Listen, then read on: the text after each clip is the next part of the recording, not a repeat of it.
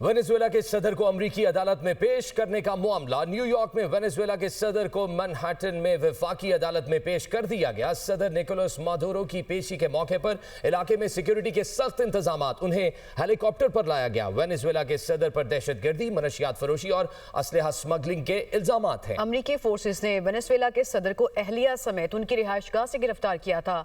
अमेरिकी फौजी कार्रवाई पर सलामती कौंसिल का हंगामी इजलास आज होगा। नायब सदर वेनेजुएला ने सदारती जिम्मेदारियां संभाली हैं। डेलेसी का निकोलस मादुरो से वफादारी का ऐलान। आपको बताएं कि वेनेजुएला के सदर को अमेरिकी अदालत में पेश करने का जो मामला है, उसमें न्यूयॉर्क में वेनेजुएला के सदर को मैनहट्टन में वफाकी अदालत में पेश कर दिया गया है।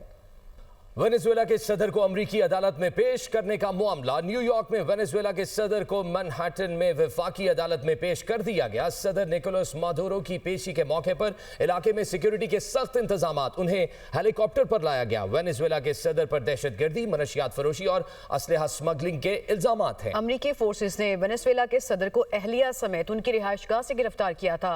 अमेरिकी फौजी कार्रवाई पर सलामती कौंसिल का हंगामी इजलास आज होगा।